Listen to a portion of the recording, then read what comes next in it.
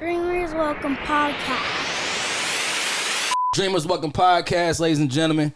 It's your boy CEO PESO. We back with another one. I appreciate y'all tuning in. Took a little hiatus, man. You know, just getting some things situated behind the scenes, but we back and I came through focused and ready. I have a phenomenal episode I'm about to present to y'all. Something new.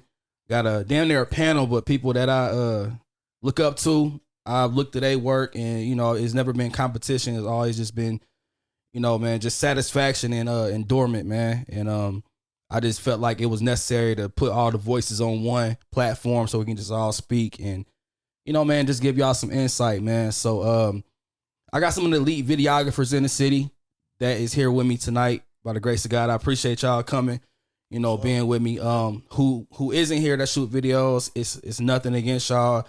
These is my peoples. They just, you know, y'all my peoples too, but they just happen to be on the horn to rock with me. So, you know, shouts out to Chances, Savant, Cole, and, you know, everybody else that shoot, you know what I mean? Like, it's just nothing like that. At the end of the day, we just trying to represent for everybody who do got a camera out here and making the artists look good inside the city and out.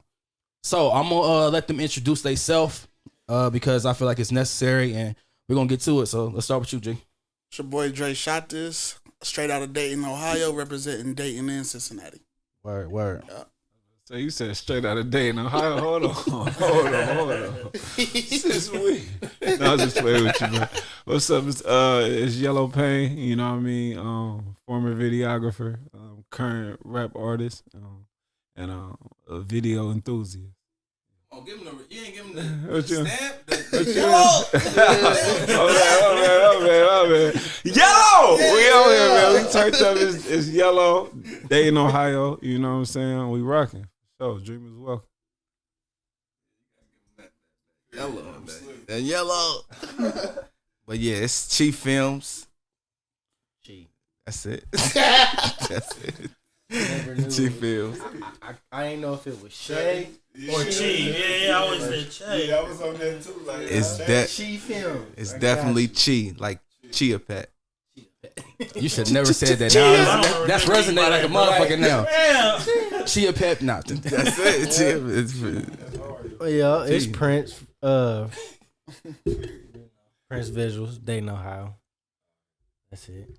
Hey man, this is Julian Cook, Cook Films, VintageMediaGroup.com. Word. And I already introduced myself, CEO PESO, man. So, like I said, I appreciate y'all fellas coming through. I'm very grateful for y'all to be here. I just want to have a good conversation. So let's go around the horn real quick, man. Cook, let's start with you. Okay. I need you to get into the mic a little bit for me. Let's pull that All over right, I there. appreciate that. Yeah, absolutely. Good help. So tell me, how long you been doing videography, man, and what was some of your earliest memories of getting into this? Honestly, about 20 years now. 20 years in. Earliest, shit. I was probably 5 or 6, running around with a VHS, filming family functions, and my mom washing dishes and all types of crazy. So for real, it was just from that point on, it kind of just took off from there. Always had a passion for it, so. Clutch. Yep. Chi, let us know how long you been doing the videography and what got you into it. Your earliest memory of doing it. I never wanted to do videography, like, never. It just happened. I went to school, went to ICB, graduated from there. And when I was in there, I went for audio. But I liked it. I had to do a video class too. But I liked it doing video way more than audio. So I did I started doing video. They had the little cameras you can rent them out. So you Shooting originally video. went for audio, then crossed over to video. Yeah. All right. Audio, that shit was like, when you look at that big ass board and it's all them channels on that motherfucker, and it's like, this shit ain't gonna work. And yeah. and for real, the teacher I had, he wasn't it.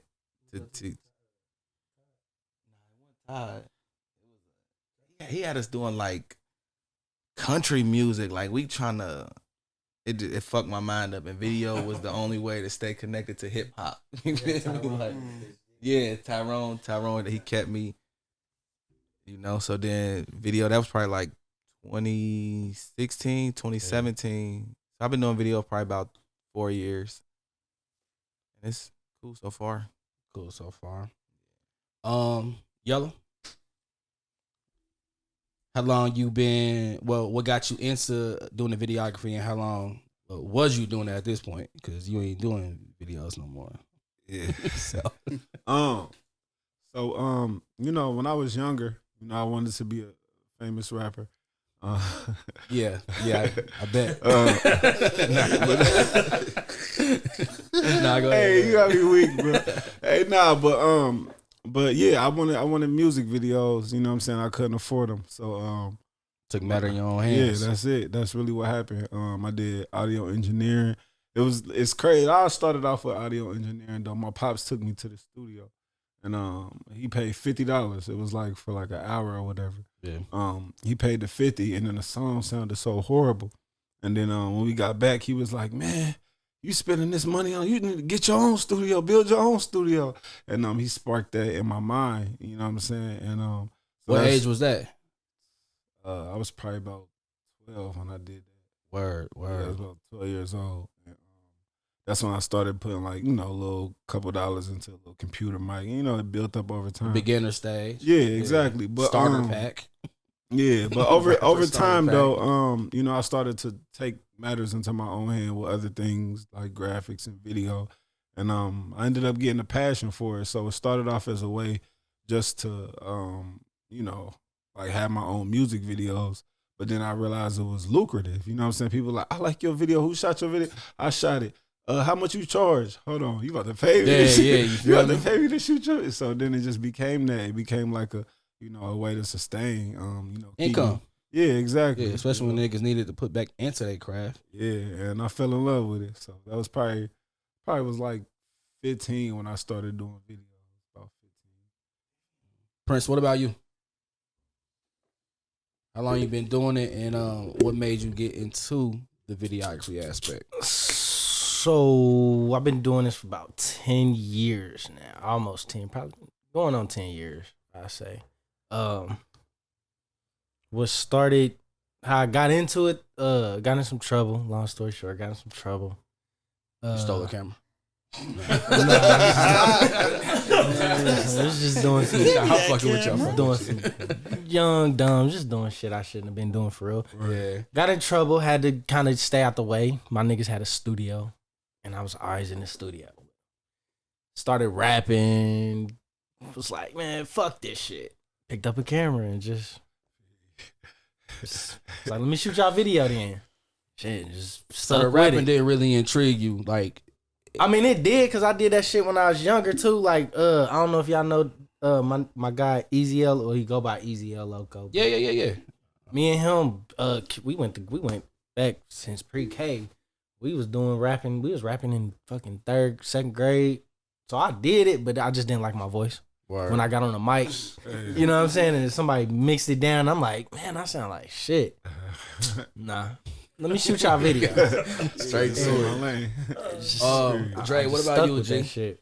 Shit, just like everybody else back in the day, the VHS and shit, I was rocking with it back then. But professionally, probably like 4 or 5 years. But I ain't never told you this. The reason I really got into videography was back then I was doing the manager role for my brother Jay Rails. You feel me? Yeah. Shout out Reborn. You feel me? Shout out Reborn. But we was always cashing out on the PESO videos, you know what I'm saying? And studio time, and it's coming out of my Racking pocket, them you know up. what I'm saying? So Racking I'm them like, up. we paying PESO what? To do what? Oh, no, I got to get my own camera and figure this shit out for real. You know, I'm trying to cut corners. No So you literally disrespect. said, fuck the middleman, and I was the Brother, middleman. Listen, if it And now wasn't you my sitting right pockets, next to me? brother, if Yo, it wasn't bro. my pockets, brother, but I bet I that's lose what your got me audio. into- But that's really how I got into it. That's right here to God, bro. Don't lie. Literally, like, bro, we paying bro what? Let me get into this. Yeah. You feel me? So, for sure. All right, look. All right, let me ask y'all this real quick. What's the difference between a director, a videographer, and a cameraman? That's easy. Huh? Hey, Who wants to answer that? That's easy. That's Go ahead. easy. Go ahead. he about to get the technical. Man. Cinematically speaking. Cinematically speaking, My honestly, God. and that's funny you brought that up because we was talking about it before, you know, the podcast in regards to this group of individuals or whatnot. we're something special and something different. Reason why I say that is because we put on multiple hats to complete, a project. When they go to school or they go to Wright State or whatnot, they learn to be a screenwriter or a director or, whatever the case may be, a producer or whatnot. They don't have to put on a hat in regards to learning how to do the lighting, doing audio, doing, being a camera person as well as directing. So the fact that we tackle all of those in the essence of doing a project or a video, that alone lets us know, like I said, we're ahead of the game. So for me, man, the difference is that we got it, because shit, it ain't nothing we can't do. And the fact that if we was to all collectively do something together, I know that you can do the lighting I needed you to. If I needed you to be a camera guy, or vice versa. If you needed to, we all can be able to actually participate in that. It's playing a part. And I think, too, it definitely takes a certain type of individual to be able to put all them hats on at once to do that shit. Agree. But at the same time, you got to know who you're dealing with when it comes to, like, certain artists or certain projects, period, though. So, director and videographer is definitely two different fucking things. I know we know that. And I think the last thing is none of us like to be called a fucking cameraman. I hate that shit. Like that's It's like producers and beat makers. Hold on, on the mic. You don't got no problem being called a cameraman? Nah, I just be feeling like I feel like niggas don't know a director. So the niggas that I'm shooting for, they just gonna say, yeah, the cameraman here.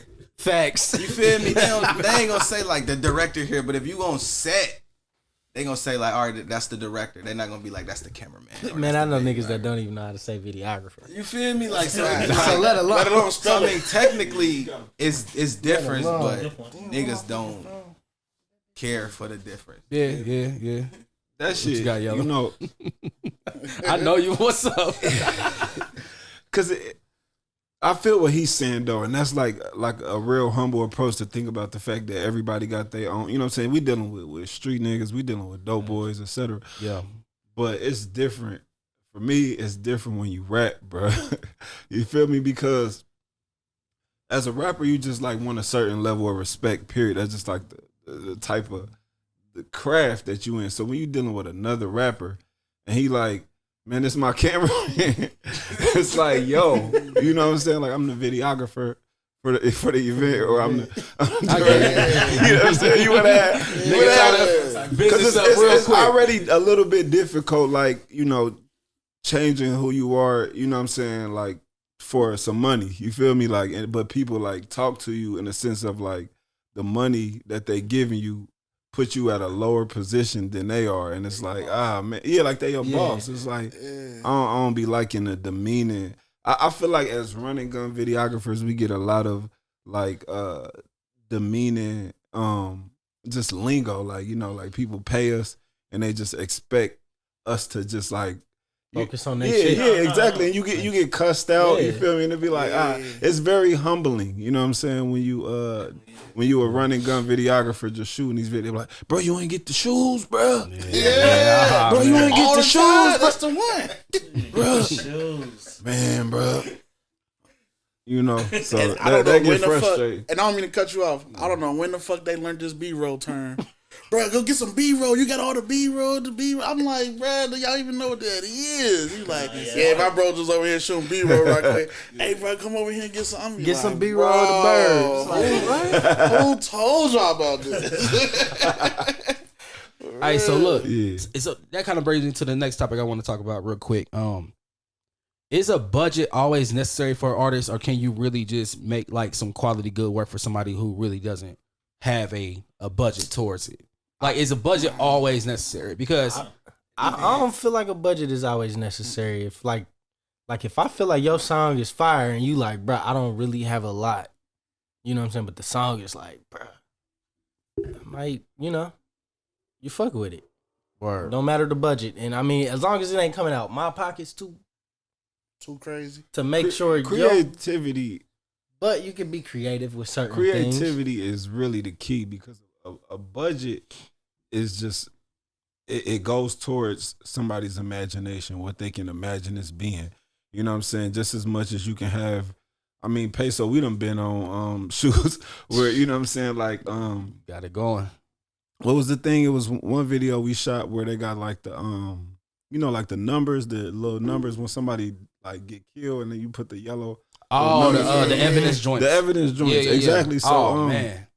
So we made those. We cut up some yellow folders, and then we got some the little numbers that go on the. You got it, yeah. Yeah, and Hey, but you would have never thought. and we stuck them on there, and folded it, Yeah. and it looked just like the real thing. So it's really about, you know, So a budget. I feel like a budget save you time, but I mean, you could do anything with creativity. well, like you like can, Prince but said, at the same time, like say we got an artist and his song is a booty shaking song in the strip club song. He need a budget to find some models. Yeah. He need a budget to Yeah. pay for this venue. Yeah. Like that's where, or we gonna be in a house with a stripper Yeah. or two. True, but he doesn't need the hella strippers in the club budget if he has creativity. You feel me? You can get True. It's just about how you dress it up. It's you know, like my mind get to going rampant, and maybe that's you know one of the reasons why my videos. Personal yellow pain. I'm not trying to compare my work my work to y'all. I'm talking about my artist work, but you know, just not having a budget really forces you to do things that are way outside of the box. So if you got a stripper song, you know, you might or you might have a song about licking a girl or whatever, and then instead of getting hella strippers, you might just get like fruit roll-ups and wrap the girl in 30 fruit roll-ups, and that, you know, now you got a licking a girl song that's way more interesting to look at versus having 10 girls shaking their butt, and the one girl with the fruit roll-ups was probably $120, and it was, you ain't even spend $1,000 for all them girls, but your video is way more interesting. So that's artists going off to poverty is the biggest, to me, motivator for creativity. Yeah, that's a fucking fact. You have no. That's why I say you have no choice but to go into a creative mind state, even if you're really trying to get that shit off to the masses. You know what I mean? Because if you don't got the money for shit, $100 out for a bit, I mean, a stripper, then you know what I mean, and you gonna have to get creative with it. So I think niggas watch, like, I think niggas watch YouTube and other artists and be like, "There's no way he paid that much money for that video." But I'm the videographer. I know. He paid some bread for that video. So if you want your shit to be like that, you got to put some bread into it. Yeah. So don't complain about you not having shit in your video. If you're not bringing nothing to the table, ain't nothing gonna get done. Because I'm not coming out of my pocket at all to help your video look good. If you want, where the money at? I can give you the links to shit. Or you need the prop money, you need this, you need that. I can give you the links to that. You can pay for it.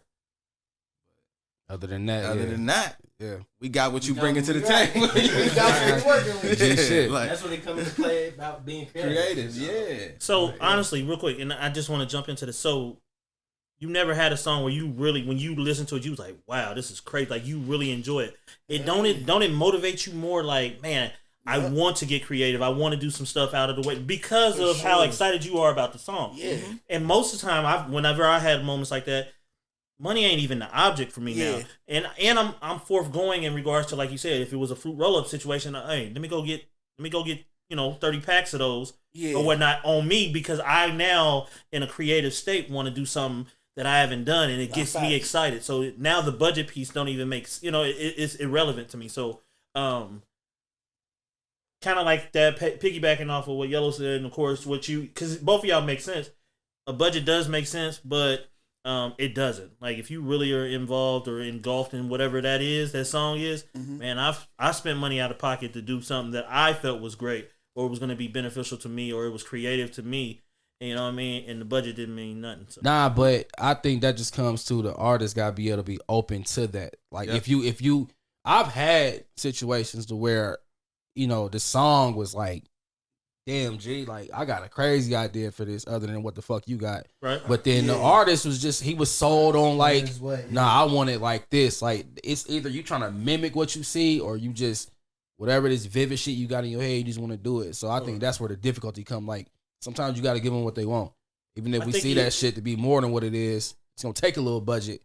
They got that shit in their head or what the fuck, whether it's uncle's whip or auntie's house or whatever the case is. So you got a good point, and I feel like what you can do is you got to find a happy medium, because the artist is going to have whatever they want. You gotta accommodate that. But also you have to kind of reiterate and let them know, hey, listen, you hired me for a reason, regardless of whatever you title me as, director, film, filmmaker, videographer, camera guy, whatever. You know what I'm saying? You entrusted me to do something in regards to my craft. So you have to allow me to have some kind of opportunity and space to kind of make some stuff happen creatively, and hopefully we can kind of make a healthy balance. And I've had to have that conversation plenty of times with artists because I'm like, man, you hired me. If you just wanted a camera guy, man, you can buy a camera and just sit it there on the tripod and do your thing. You asked me for my expertise. With that being said, allow me to have some insight on it. And, we've kind of did that. And, you just kind of had those conversations. And I've had it, and it works sometimes. Sometimes it don't. And it is what it is. Yeah. But, you don't get the best out of me because, like I said, you already kind of discounted my creativity. You know what I'm saying? So I also think it depends on the artist. If they serious about their shit, they'll trust you. yeah. And they willing to do whatever. As long as it, if it's in the realms of the video. You feel me? Like if it makes sense with the video. Some niggas don't give a fuck about none of that. They be like, young boy just stood there and shot his video in his living room. So I can do it. Let's do that. Mm-hmm. Even though you can pitch him a fire idea, like, listen, I think we should do this. Nah, we don't need to do all that. Young boy shot his shit sitting in his car. That's what we doing. And that's what I was. And then, it's a difference between what you can get off with certain level of cameras too. Like a lot of artists don't understand that. Like if you shooting with a RA Alexa, and you shooting the whole video sitting in one spot, it's so cinematic that it just take it, like with the right lighting, you can sit in one spot and it'll be extremely cinematic. Versus shooting with like a Sony A7 III, which is it's a fire camera. You know what I mean? It'll get the job done, but it's not an R. It's not an R, my G. Texture on the shot, everything like that. Comparing the simplicity of a $20,000-$30,000 camera, and it's like, all right, you could try to mimic that if you want to, but it might look like what it is, what it actually is. And I feel like, man, them simple shot videos, like you said, sitting in the car, like, sitting on top of something. Mm-hmm. Artists get that off too because the fucking song is fire by itself. Yeah. Oh yeah. So it's damn near like you could have shot this shit on the toilet. Yeah, and it's still but it's too fire though. That's true. That's the song got play a big part in it. Absolutely. The song play a big part in it. That's real. All right. Nah, for sure. Yeah. I was about to say that because I done seen some very, very high budget trash songs. And the video look whack, and I know for a fact that this is a crazy video, but I can't even see. I can't hear. It's like wow, yeah, bro. That just leads into the fact that after a while, because I ain't gonna lie, like we are more so running gun shooters. Yeah, like pull up. This is where we shooting at. Da, da, da, da. Nigga, we do so many of them. It gets to the point where it's like, if you don't care about how your video look, why should I care? But like. I'm gonna put my quality on it, but I'm not about to. You're gonna put your best effort into it. Because it just get to the point where it's just business now. Yeah, but okay, hear me out. Because we do a lot of run and gun. Nah, you get to a point. Where I just refuse to sacrifice creativity or quality. You know what I mean? So if that means turning down a video or whatnot, or passing it along because I know that. It's not going to be beneficial to the brand or whatnot. Mm-hmm. I'm fine with that. You know what I mean? Because not all money is good money to me at this point in my career. Yeah, I think that's one of the things that drove me crazy with shooting videos personally. One of the reasons why I stopped outside of music was just because I wasn't really ever willing to sacrifice just my brand for I wasn't willing to sacrifice my brand for not loving the song or not loving the video. So I was finding myself getting clients that were, not that great music, not prepared, not with no direction.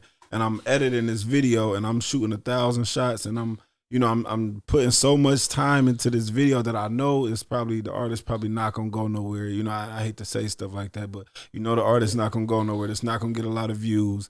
But you think like, okay, this might just get me one more client. if this video is so hard that and you put so much energy into stuff over and over and over, day in and day out, and you're not willing to sacrifice the brand and work for you, it grow you, but at the same time, it's a lot of weight. That's a lot of weight, and man, that's strenuous. That's strenuous. Definitely agree on that. Yeah. All right, so let's get into this topic. Investing. You know, starting from our JVCs and everything like that. I had a flip camera. Okay. You know what I mean? I went through the whole process.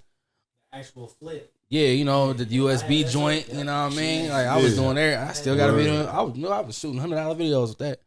But nah, G shit. Using acid. What was it? Acid? No, Sony something. Sony Vegas? Sony Vegas, yeah. Oh yeah, in that bitch. Yeah, I've been around.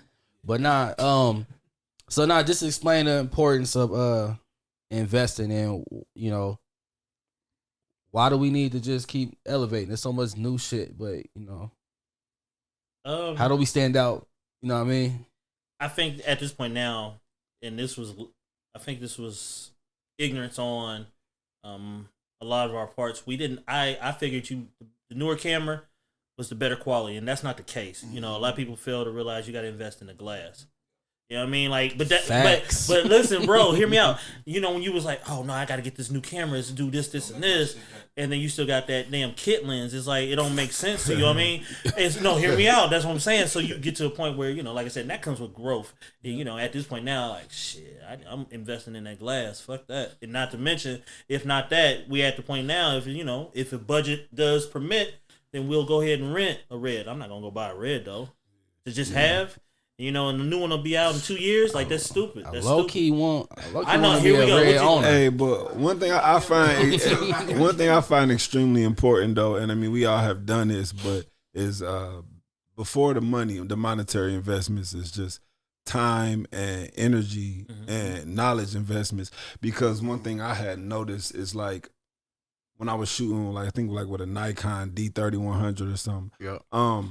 The amount of work you have to put in to make that look and feel cinematic, it takes so much work to learn how to color grade this horrible footage. It takes so much work to learn these effects to try to keep up with the other cameras, etc. So, but once you master that, you know, you didn't spend all your money and you mastered it with something so small that when you transfer over to the nicer cameras, you the hottest thing on the market because it's like too easy. Because exactly because you master through bullshit, and then you got that bullshit out the way. Yeah, it's the same thing with engineering and everything like that. That's real. I didn't have no bad camera. Hey, bro. Here we go. I was saying he didn't either though. I came in the game swinging. Yeah, I had a Sony. I think it was like a Sony A6300. Like that was the. Oh, that was fire. Yeah, that was fire. Like I didn't have to. So shout out to. Because I didn't spend the money personally on that, but I had half. My girl had half, and she believed in what I was doing. Thanks. Boom. So shout out to baby moms.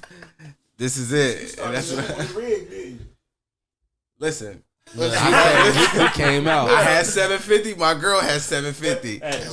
And we gon' cop that. And then like I came in with the Rona M and all that. Flipped it though. Well, my story is like what I don't recommend is I had a rapper invest in me. You feel me? So, you know, you got to get that back or whatever. I had to pay like half, you know, all my videos and shit. But that being said, he invested $10,000 off rip just in film equipment. So I had the GH5, the Ronin MX. I'm talking about my first video. I had this shit. I didn't even know what the fuck I was doing yet. You feel me? So, but yeah. Hey, I ain't even gonna, everything I got though, I literally got it off of video. So. Oh yeah, that's what I had to do it later. Goddamn the start camera, nigga. I remember starting off, I was charging niggas. I wasn't even charging some people. Then some people, I'm like, bro, just buy me some McDonald's and give me some gas money. Now that's real shit. And shit. And then it was like, man, give me $50, bro. Then it was like, man, give me $100, bro. Man, fuck this. Give me $200. So it literally just started out with like just the passion for shooting videos. Yep. Give me some. I mean, that's food, that's how I always shit. was. Yeah. So I'm a more silver spoon nigga. It's different because it's business. It's different now. Hey, you kind of are though, bro. Look at this motherfucker with this. But the thing is, though, it's different now because back then, like, you kind of had to know what you was doing, like, in a sense. Nowadays, anybody can fucking pick up a camera and be like, I'm a cameraman. Yeah, I was about to say, I think Donnie came in just at a different era. Like, so, because the era, I think that a lot of us came in is the era where it was no answer of how these videographers is doing it. We didn't, like, I didn't even know that rigs existed until I think I seen PESO with one. I'm like, what is this? This computer, you got your Look, man, when I seen that shit, all I knew was like, on the computer. All I knew was how are they making the camera float?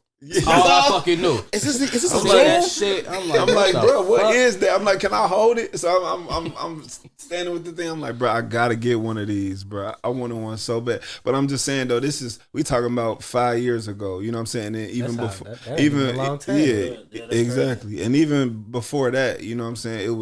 It was just no answer. You know, you had people with big cameras, small cameras. We didn't know that DSLRs was the answer. Right. We had no idea. Right. We were just guessing. But I think when Donnie came in, it was like a lot more like, this is how you do it. You know what I'm saying? So he kind of knew what to invest in, because I wasted money on certain stuff. Yeah, exactly. That I thought I needed. Yeah. I don't mean to cut you off. I did see PESO at shoot was that? I was shooting video was that? C-Locks, I think. Stevens. I was shooting. You was shooting C-Locks videos. Yeah, I just got done. Oh, when you pulled up. Yeah, and okay. I was shooting Steve's video. And I seen PESO, he had that motherfucker. Yeah. I'm like, so I'm looking for it. I see the nigga on YouTube with it. That's what PESO had. That's what that nigga God. That's what I need. So, and I figured out, I asked you at that day, what camera you shooting? We had that expensive ass Canon. Yep. Yeah. All right, I ain't The getting Mark that. something. Yeah, I ain't getting that. I know. I've asked all these questions. Found out Sony. I got Sony a little bit cheaper, but good quality. Oh, I need a Sony. I But think nah, the funniest but thing that- is, Go ahead. oh yeah, no. The funniest thing is, like, first of all, when I seen it, and I can describe it to this day, nigga. You was with Shot Smoke. You was in like this tunnel with these lights and some shit, and you had the rig. I'm like, what the fuck is that in his hand?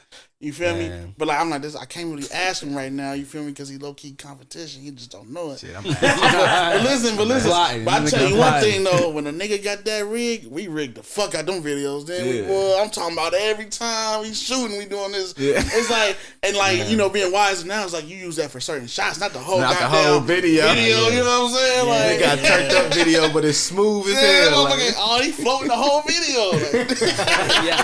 But you know what's crazy? Like, bro, before I even got that rig, bro, that's when, you know, they had glide cams and shit and everything like That's what I that. had. Yeah, so you know what I mean? So yeah, you know what I mean? The counterbalance and shit. Like, so I it just was like, that shit out either. Like, man, I think I bought like two little like joints before that, bro, and trashed them joints. I'm talking about fresh off Amazon, just not literally trashed them, but just in the closet. Like, I can't even balance this shit, but it just took like a lot of trial and error to get to that point of just like. I remember I had an 8-foot crane.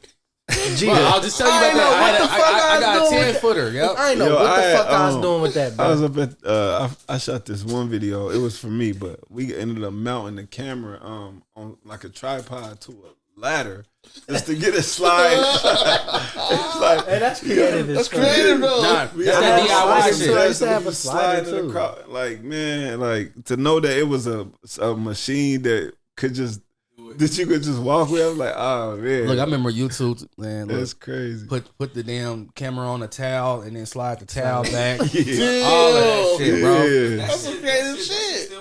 But that's what I love about it, though. Like, man, rest in peace, Bobby No Legs. I remember we did going in for the kill. I need a dolly shot. He gave us a skateboard.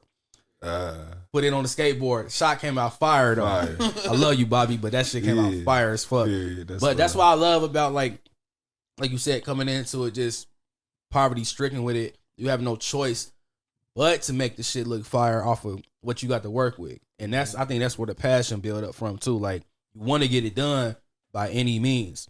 I ain't gonna lie, as a videographer, bro, that's one thing we probably should have been talking about on this podcast, bro. We see so much shit from the aspect of a nigga, Mike. the aspect of cap, the aspect of shit. soft niggas that's supposed to be gangsters. Bruh, We see so much. I ain't even trying to get into the capping ass. Even the gossiping when they come to you talk about another The cap videographer, rappers, and bro. like, man, The cap, bruh. I can't Where it stand be the like, cap bruh, rapper. we shoot all your, we know the real you. Yeah. That blow me every trip, cause it be like, bruh. Yeah. This You ain't ain't even true. that guy. You ain't. But you know, I guess we gotta sit back and just. Be humble. but I always look at hip hop as really a cap genre for real. You know what I'm saying? Even I think hip hop is the place where you get 50,000, you can say you got a $500,000 because you can. You can live freely. If you got a $500,000, you can say you got 10 million. If you got $1 million, you can say you got $50 million. And who's going to challenge it when your lifestyle represents, a few steps higher? Because for real in life, once you got about 50, 60,000, you don't really, can't nobody really call you on cap. Like about your lifestyle period. You get like 50, 60,000, you can get a nice house, you can rent a nice house, rent a nice car, and get nice clothes. Like anything after that is just, you know what I mean? Like the level of It's it. just more But of it. anyway, it's a cap genre, like from the big leagues, you know what I'm saying, to the small leagues. So I don't even really get too mad at niggas that cap about money. It be that street shit that really bothers That's me. what I'm bro. talking about. That shit. I ain't even talking about the money, cause That we all shit- know niggas use prop money. That shit bother me, everybody. bro. You I had know, a nigga ask me to borrow I'm talking money about the so he could street, get niggas be the hoes, street bro. niggas, and that's How what you I'm do that? talking about. Them Street cap- niggas be trying to be Hey, stingy how with the you, bread. see how you do that though? I had a nigga ask me to run to the bank, let him borrow some money for the video because he ain't had no money, and then I had to film the video. But this nigga showing out with my money, bro. I swear to God to you. I ain't never. He had the bread to pay you for the video though, right? I ain't. That was another problem. But see, listen. Hear me out. Hey, Hear me out. G. Hey, G, hear me out. So this is the thing, right? So you got all this information, right? I got to present the video, right? When I do the video, you look like you got it. You got it, right? And it's my word, my secret and yours. But then when everybody else sees it, you give off the presentation like you got it. And I'm like, bruh, that was my money. You had to hand right back to me, bro. Yeah. You was like, hey, I can't do this and this. You ain't even borrowed a pair of shoes of mine. You see what I'm saying? Like, and I'm not trying to downplay it. I'm just saying that you make a good point where it's like, man, presentation and how you present, and a lot of people tend to be like, oh, man, he got it, and you really don't have it. For the people who maybe don't have the essential money to invest into the camera, how lucrative can a cell phone be, or how far can you go with, using an adult phone just to get the point across with the video? Like, is it possible to make that a good start off? I mean, from an artist standpoint, I would say if you're an artist, you could probably go ahead and get you some videos with the phone. But for somebody who's trying to build clientele as a videographer, this is probably going to be kind of impossible to compete with any DSLR videographer with your cell phone. That's going to be difficult. But I definitely think it's cheaper cameras you can start off with. Like he was talking about, like the A6300. You know what I'm saying? That's a couple $100. You know what I'm saying? And you can get some real nice quality out of that, and you run the audio out your phone. I think that's a nice move too. It's a lot. No, it's a lot of people, man. It's a lot of people on YouTube or whatnot who are content creators who only use their iPhones or their smartphones, and they come out with a lot of great content. So it's possible. I don't think it's not a situation where you couldn't. And I think more so, like he said, I think it's something you probably want to utilize in regards to maybe starting off with a smartphone because, until you realize this might be something more of a passion or something that you really want to invest in. And then, of course, you could always level up and upgrade into going into DSLRs and then going from there. But I definitely think anybody starting out should probably start with the smartphone because the quality on the smartphone is definitely, I don't want to say equivalent, but it's comparable to some DSLRs. And so I think, that would be a great start for them. I think you can shoot with anything as long as the lighting and the setting is dope, then you can make anything look like anything. A motherfucker can shoot with a $500 camera and somebody can shoot with a Red. If the setting for the $500 is better and they know what they doing with that, it's gonna look way better than a motherfucker that don't know what they doing with the red, and they gonna have some bullshit, and they shit with the 500 gonna look good. So I feel like somebody with an iPhone 12, 11, 10, Galaxies, you can shoot with that. Just have good lighting and a good setup to take away from the quality might not being that good, but if your shit look good, and nigga be like, shit, the quality wasn't that good, but that was a fire video. You feel me? That was a fire video. Like I like the little accent light in the back. You know what I mean? Like add little shit to it, and you can definitely make it work. That creativity again, it come back down to that. Creativity, just utilizing what you got, and you know, like you said, me and Yellow was on shoots. I remember shit. I had a couple shoots. We done tore Dollar Tree down, candles, whatever type shit. You know what I mean? $30 in, but we got 30 whatevers, and you know what I mean. The audience don't need to know how the fuck we put it together, but at the end of the day, put that shit, like you said, good lighting, all the little shit, like little dollar candle lights and shit like that. All that shit come together. So, all right. So look, I just want to get into it real quick because we about to wrap it up. Just for up and coming videographers, I just want to go around everybody real quick. Just a word of advice, you know, on whatever aspect, whether it's investing, whether it's budgeting, whether it's patience, whether it's transitioning. You know, just a word of advice to give up and coming videographers. Like, what would you say, Cook, from your experience?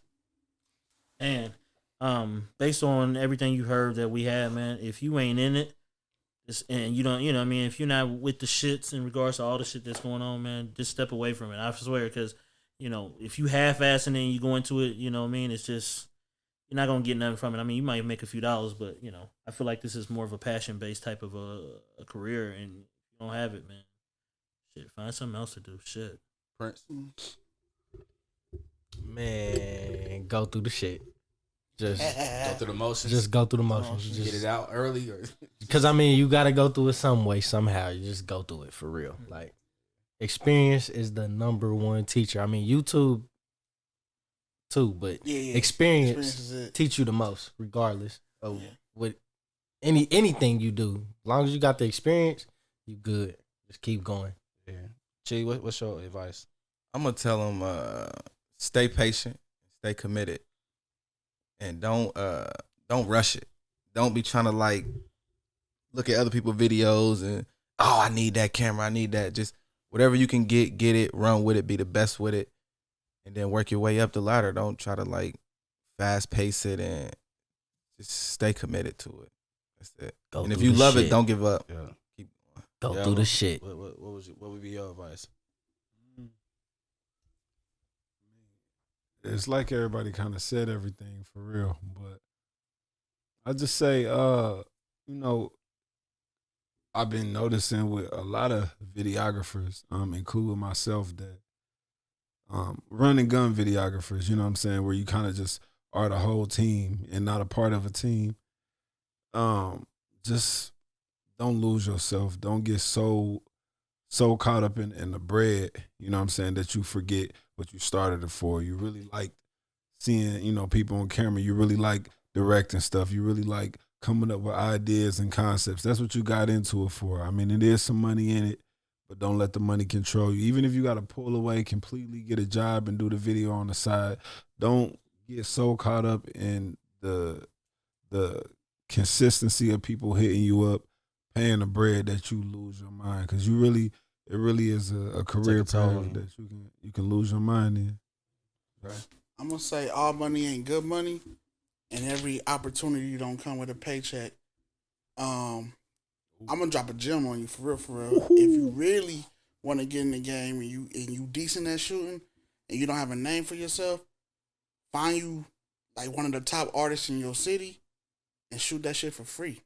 Thanks. Once you shoot that shit for free, you're building a resume. Now you can take that video and you can show people, I shot this, and now you can demand what you feel like you're worth. Don't be afraid to shoot them free videos, and that's my advice. Yeah. Shit, my advice is I just have to say, just remember your reason why. Just remember your reason why you got into doing videography, or you know what I mean? Like, once you feel like you start losing your passion, or once it ain't fun anymore, then you should get out of it. Other than that, remember your reason why you got into this, man. That would be my thing. Dreamers Welcome Podcast.